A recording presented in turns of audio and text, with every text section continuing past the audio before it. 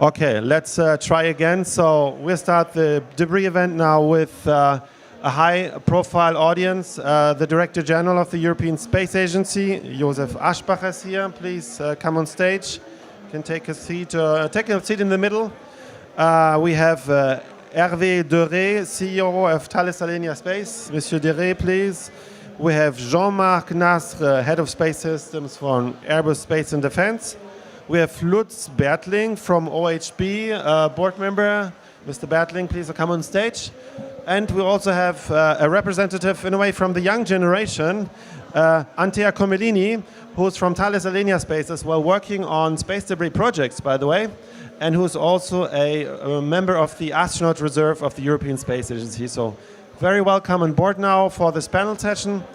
I would also like to greet the people who are following us online on ESA Web TV out there.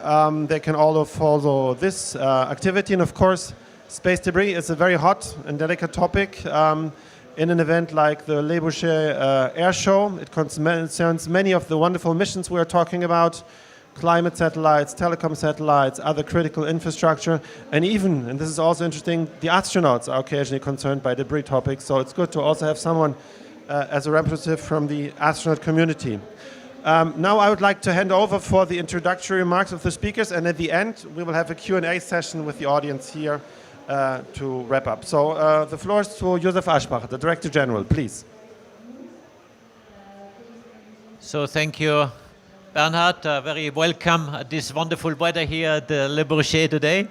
I hope you came here dry, or more or less dry. Today is a bit of a challenge coming here, but it just shows that space, nothing can stop space, and especially when we talk about zero debris, it is such an important topic that we really need to work on this topic. So let me just say a couple of words of context, what we are talking here, what we are doing here, and what is the purpose of this zero debris charter which we have initiated here. First of all, as you all know, we have a large number of satellites in space, and the numbers are increasing every single week. Today we have about 5,800 active satellites in space, and this number keeps increasing very rapidly. So something needs to be done in order to make sure that our orbits are safe and that we can continue to use our orbits for our satellites.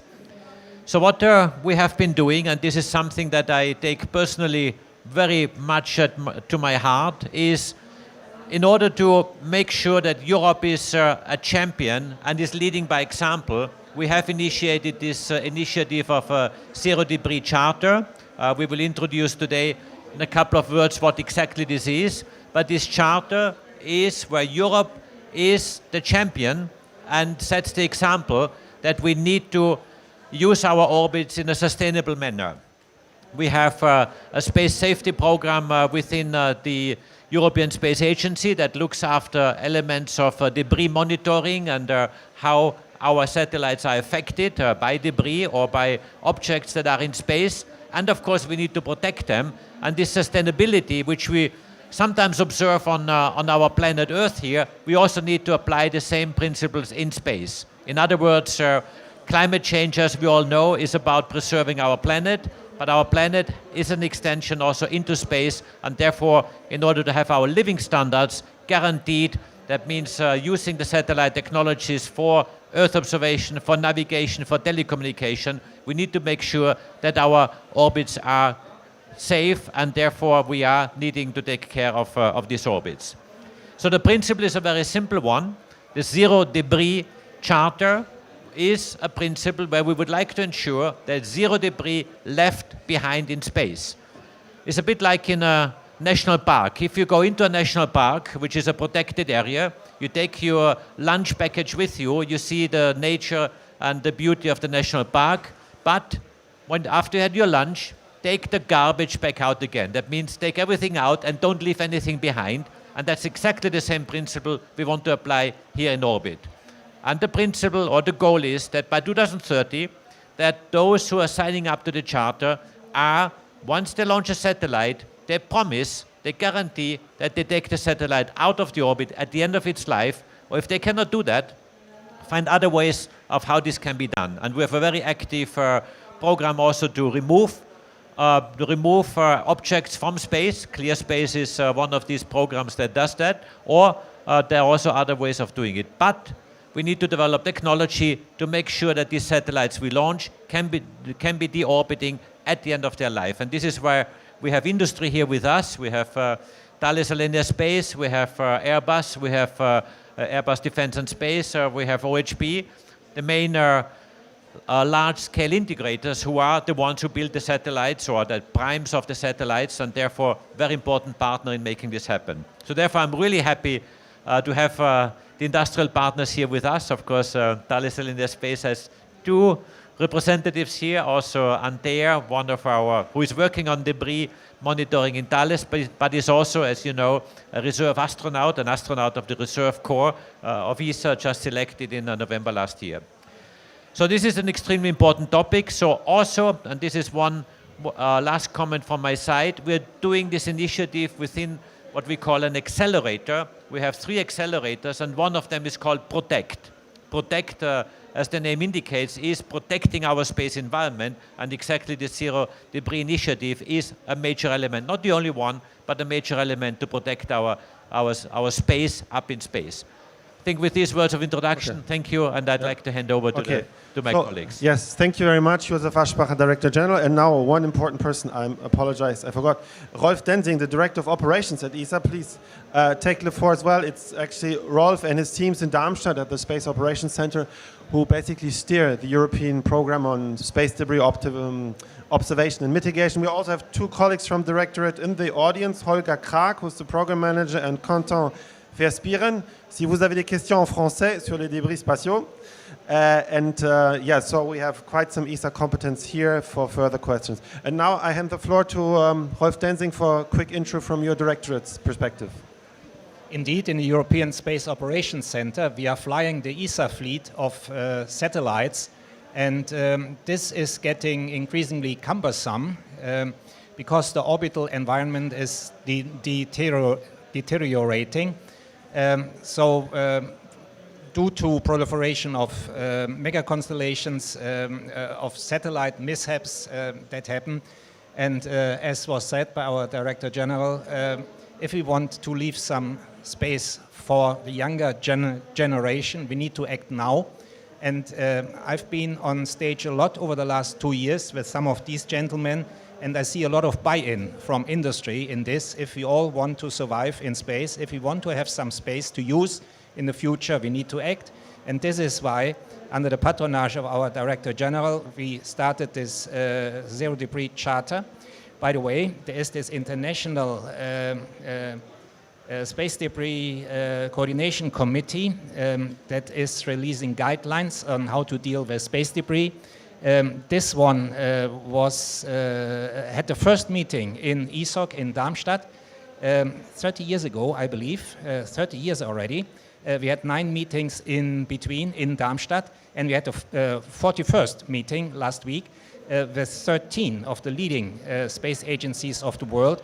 And there I see a lot, huge buy-in for joining forces on space debris avoidance, on zero debris, and there's a tendency that goes towards hopefully 99% reliability on board, and if satellites cannot return by their own means, we need to find active measures to return satellites. And with this, I would like to stop. Okay, thank you very much, Rolf Densing, Director of Operations at ESA. And now I turn over to industry, to one of the 3 big prime contractors in Europe who build those kinds of satellites and space missions. So Hervé Derrey, CEO of Thales Alenia Space, please, what is your perspective on that? So good morning, everyone. I'm very happy to be here to talk about this topic, which is, in my view, one of the key challenges we've got in front of us in space. We definitively at Thales Alenia Space welcome this Zero Debris Charter initiative. I think, Joseph, you were saying that we have about 5,000 live satellites orbiting today, but there are also 5,000 non-live satellites, dead satellites, let's call it this way, and more than 1 million objects that are larger than 1 centimeter traveling at very high speed around the planet. So we need, I think, all the actors of the value chain have to work together and play in a, let's say, in a responsibly manner in order to resolve this common challenge. And we are committed to play our own role within this channel. And by the way, it goes pretty well along with our vision. We call it Space for Life. Space at the service of humanity for a better life and a more sustainable life on Earth.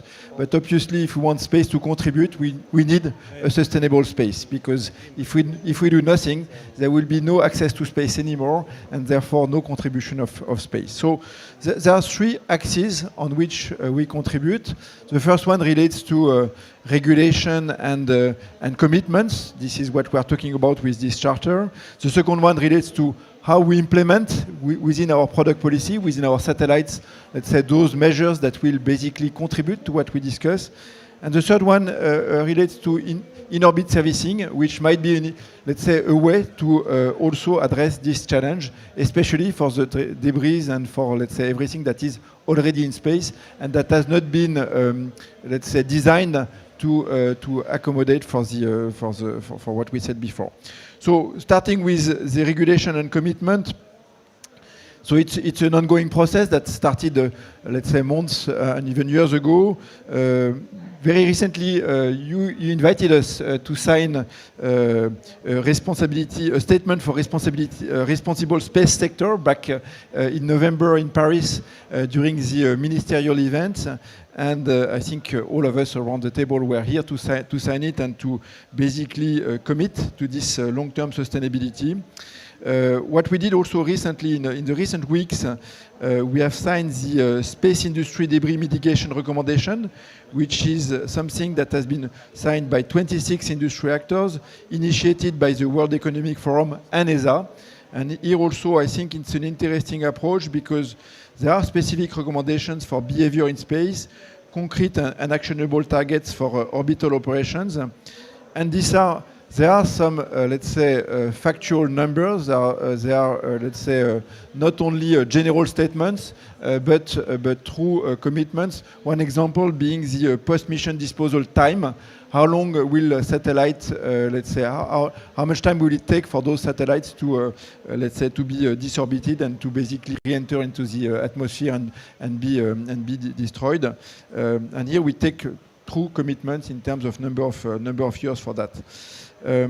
I would like also to mention the French Loi des Opérations Spatiales, the Space Operations Act, which is probably, in terms of regulation, one of the most advanced regulation on the planet. We have contributed to the elaboration of the first version of this law. It's a law, by the way, so it's not only a kind of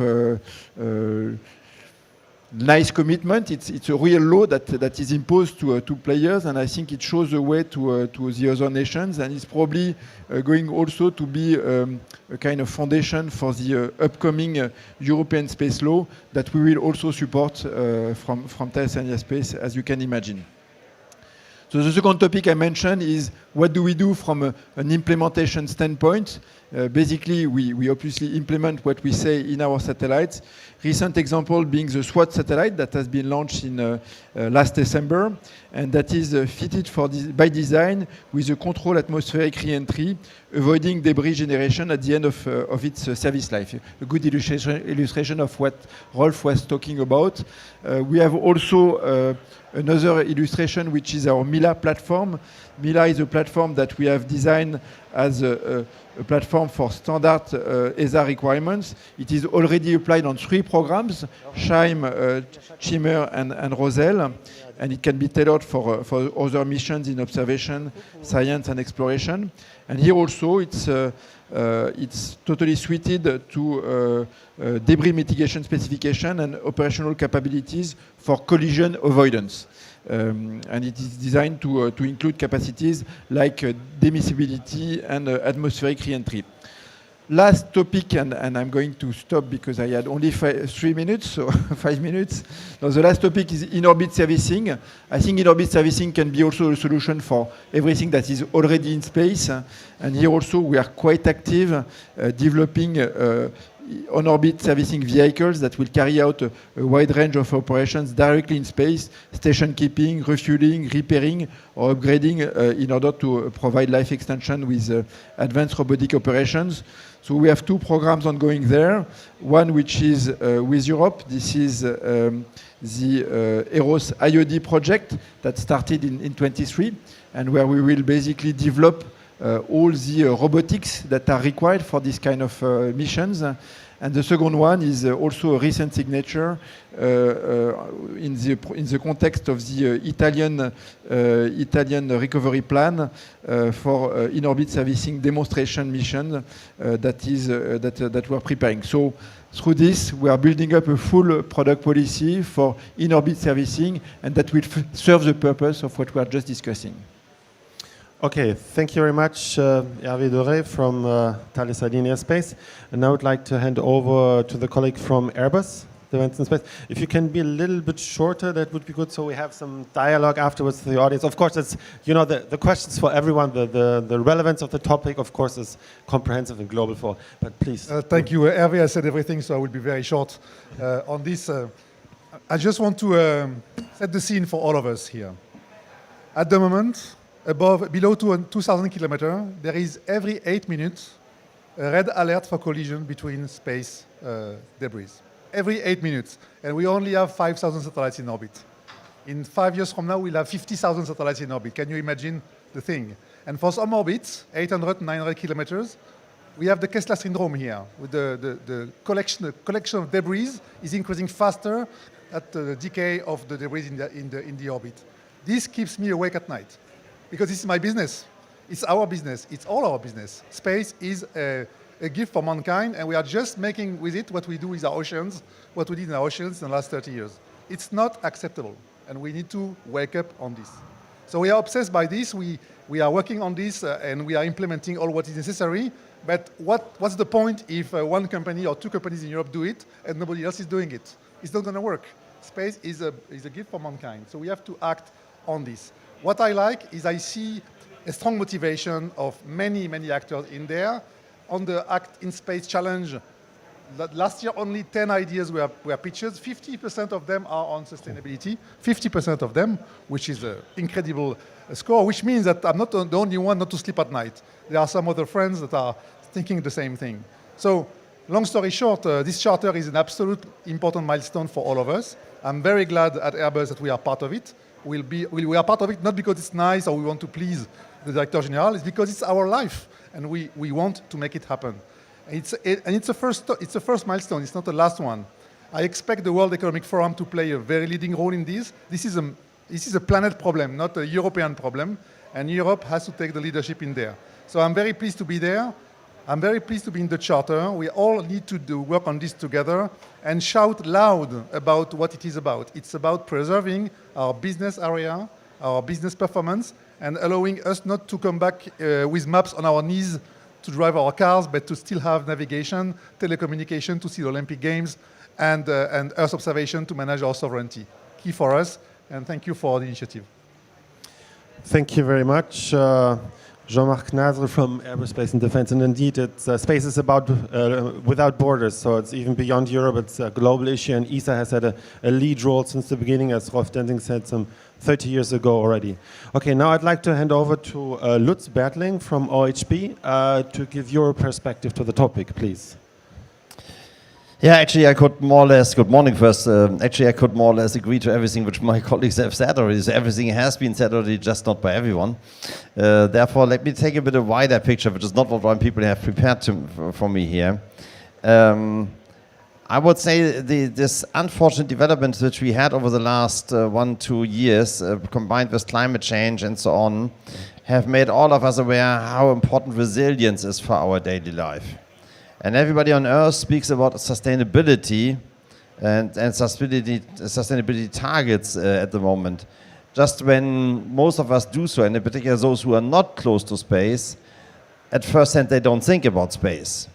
But we need to combine it with the situation which we as well, and most people don't have in mind very often, and this is the dependency which we have in the meantime on space assets and on data and applications based on them. And I would simply say one day without space applications would be quite a catastrophic day on Earth in the meantime.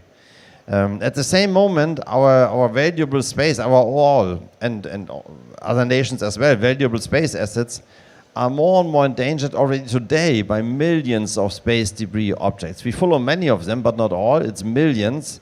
Antje will likely say a bit more about that in a second. It's millions, and even if you would immediately cease to bring any new asset to space debris would still continue to grow. The Kepler effect has started in some areas, it's very clear that we have to deal with it. And space traffic increases, and with the increase of space traffic, the threat of space debris continues to increase as well. The risk of collision with debris objects increases. Other space-related hazards are increasing. And like for my two colleagues, for OHB as one of the LSIs, the large system integrators, it's our own primary interest to reduce the risk that could compromise the functionality of our satellites and other space assets. I spoke with one of the ESA astronauts a while ago. I will say the name, but what he said is the 2030s might be the last decade of human spaceflight. I said, hey, why that? And he said, it's just becoming too risky to get up there. I mean, that's alarming words for me. And it's not only true for human spaceflights, it's for everything. So therefore, for the assets we bring to space, it's in our own interest to have, and it's in our product policy and our design principle to ensure highest reliability, but as well to ensure fast deorbiting after end of operational life. We just need to make sure that we bring everything back. As Josef said, I like the example of the national park very, very much. So for us, this is really in the center of our thinking for the future. Jean-Marc said it keeps him awake at night. Don't want to use the same picture, but it really describes it well. And therefore, we at OHB, we highly, highly welcome and fully support the Zero Debris initiative, which has been taken by ESA. Very good approach. Thanks for making us in Europe being in the pole position, being the forerunner for this topic. Very important. Thank you. Okay, thank you very much, Lutz Bertling from OHB. And indeed, those strong, very pro-charter statements are important. And we are publishing a communique on the ESA web portal and also in the partners' websites, emphasizing this again and reminding a couple of facts on that. Now, it's a good transition to also, because the project is not just for those gentlemen on the sea level, the DGs, but it's for the future generations, and those who will use the telecom, the climate satellites and others. So we are very pleased to have Antea Comellini with us today and give us your perspective on you see all this. And you're from the generation who has always heard about the debris problem, right? Compared to those gentlemen maybe 30 years ago where it was not an issue yet. Yeah, exactly like that. So I will probably be repeating some concept, but what I can bring to the table is a bit of a different perspective, because for people of my age, there has never been a space without debris. So the first time that the space community decided to face the space debris problem as a global matter altogether was in 1993 with the foundation of the Interagency Debris Coordination Committee, and at that time I was 1 year old. So my first experience out of university was to carry out a feasibility study to enable assisted naturally re-entry for spacecraft by means of electrical propulsion. So basically a way to find cost-effective ways to provide end-of-life disposal. And end-of-life disposal is what will help us becoming debris neutral. It is part of the action to take to comply with space debris mitigation. And space debris mitigation is basically, we have a problem and we must do our best not to get it worse. But we also have to try to solve it. And this is what we call space debris remediation. So basically active debris removal, going up there and fetch those satellites that are now inoperative, the upper stages of the launcher, and deorbit them so that they do not treat anymore the other satellites. And what I want to say with this is basically that my space generation has to deal with the space debris problem from day zero, and it is part of our daily working routine. So we are as determined as ever to find a solution to this problem.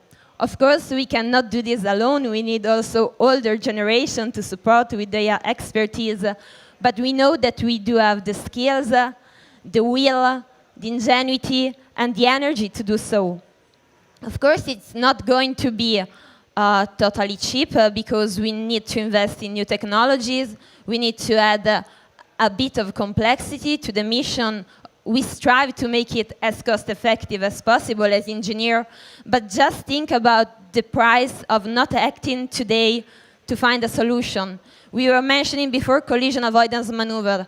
Our satellites are performing every year more and more of this maneuver, and this maneuver occupy resources on ground, so the operation engineers, and okay, we are trying to automate them, but still it implies burning more fuel to a mission because you need fuel to perform a maneuver, and it means you have to bring this mass into space, and it's not cheap at all.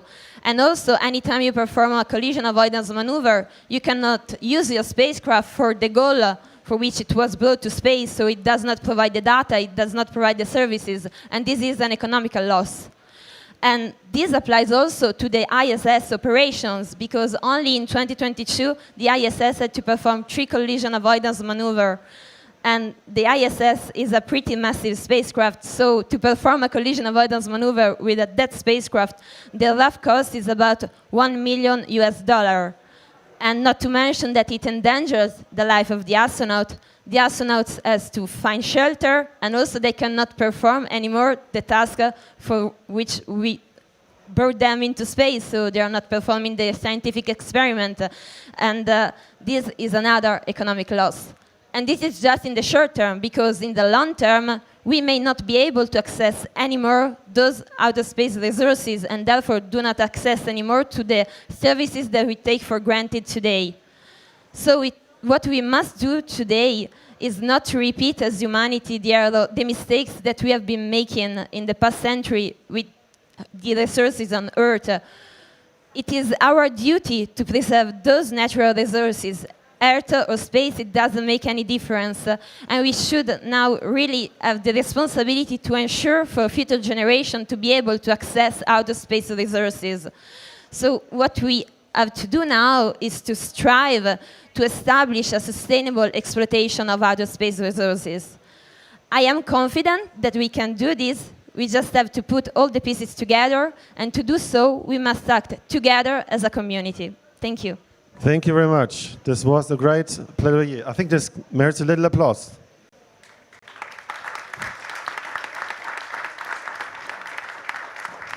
I saw very well some people wanted to start clapping, yes. So thank you very much also Antea Comellini from Thales Alenia Space, and at the same time member of the Astronaut Reserve of ESA. And now we open the floor to the audience for some question, please. We have 1 or 2 microphones here. If you can just identify yourself and then ask the question.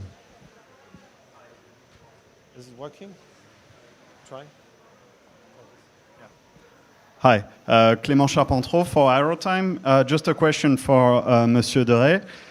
You talked about the post-mission disposal time that was like a set numbers. Could you give us that number? So the number depends on what kind of, let's say, spacecraft we are talking about. But as an example for constellations, it's 2 years as compared to what we have today, which is quite longer, as a matter of fact. Okay, thank you. Antoine, you have a question, please? Yes, Tim Robinson, Aerospace Magazine. A question to the DG, and possibly one for the panel, the industry panel as well. How do you incentivize space debris removal? Because that could be a huge and very profitable business for people in, for companies in the future to go and get rid of all this rubbish. How would you encourage that, or how do you see that progressing?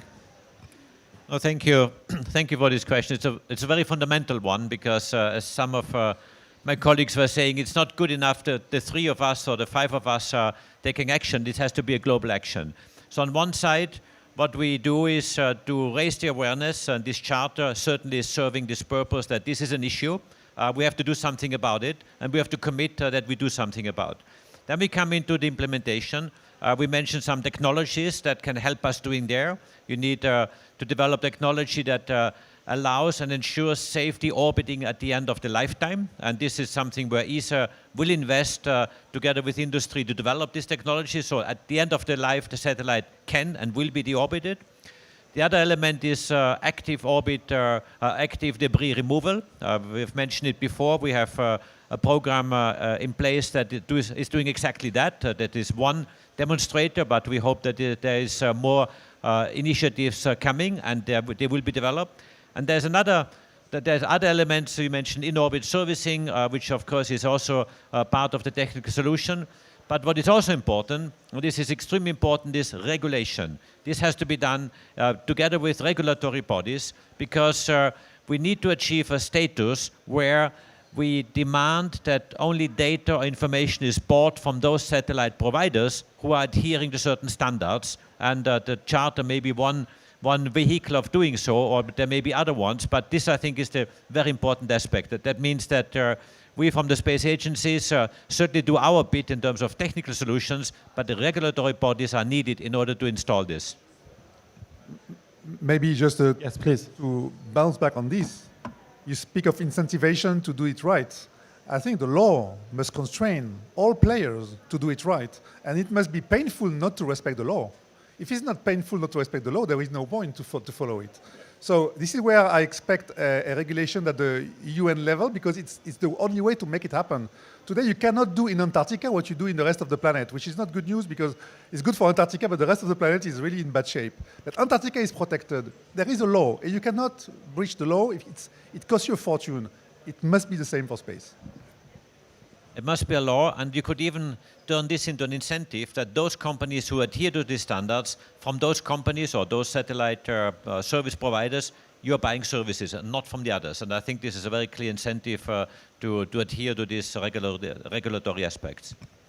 Josef, maybe you want to remind also the link to Agenda 25 in the accelerator protect. It's a good moment. Yeah, I mentioned earlier the accelerator protect, which is one of the 3 accelerators within the ESA context, is actually aiming really at the third one of those. The protect accelerator is aiming at protecting our space environment. There's certainly the element of debris monitoring and keeping our orbits free. There's also another element that deals with space weather to make sure that we can protect our assets once we can have early warning systems of space weather in orbit, but obviously also on the ground. So there are several aspects that are related to this to really build up this awareness, but also the solutions. Maybe just one word for those who are not so familiar with the accelerator concept. Accelerators are not the classic ESA programs. The initiative where ESA provides through its seed funds and activities one element, but this is a partnership with other entities that are concerned to solve and to address certain issues. And in this case, it is about protecting our space our space up there. Ok, thank you. Peut-être juste un petit rappel, comme nous sommes à Paris et le français est aussi la deuxième langue officielle de l'Agence spatiale européenne, si vous avez des questions en français, aucun souci, nous avons quelques francophones sur le panel. Voilà, n'hésitez pas. Do you have any further questions for the panelists? Yes, please.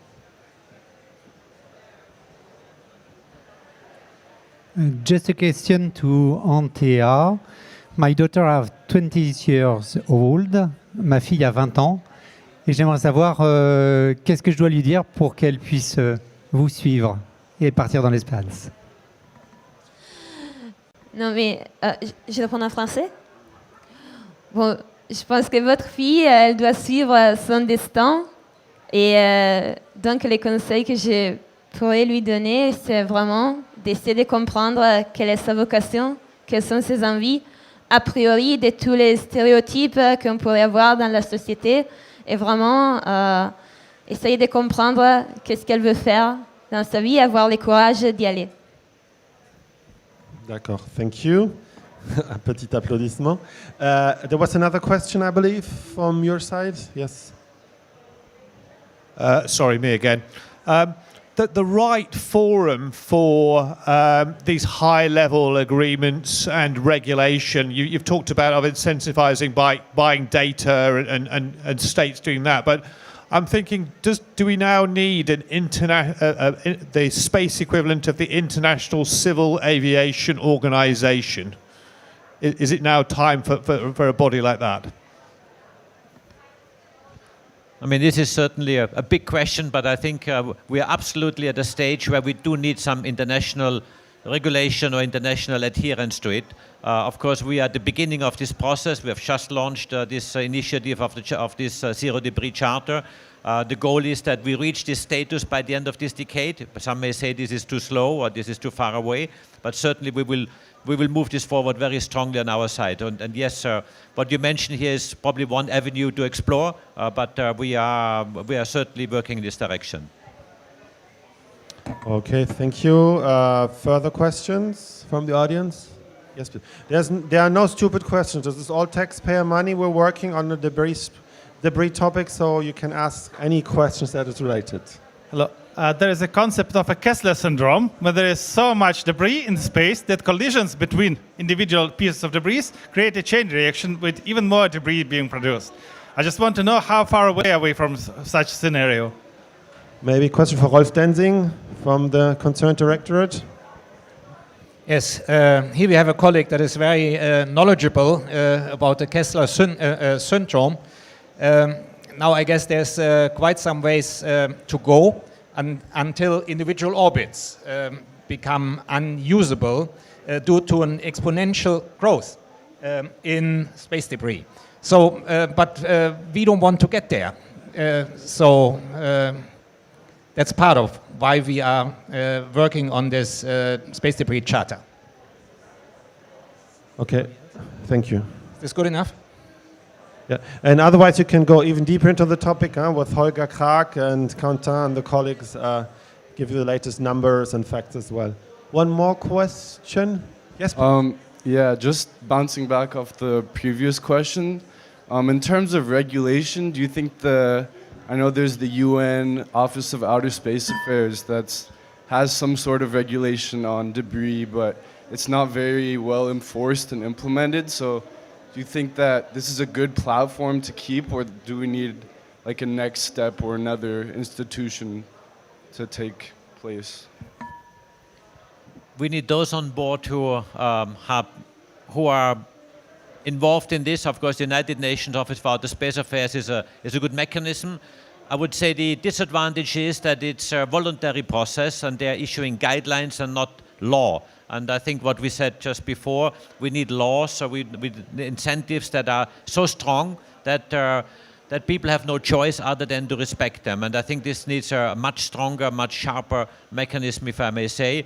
I think having industry on this panel already is a very strong signal that there's a very own interest at stake, because industry, as Jean-Marc was saying very clearly, is at stake. The future business is at stake here, and they are willing to act on their own because it also costs them money to have technology in place that deorbits at the end of the life. And this is an investment that is, of course, worth making because you protect your own future, your own space. So I think we need very strong mechanisms with those that are really concerned, and these are the ones who build satellites and, of course, the ones who use satellites.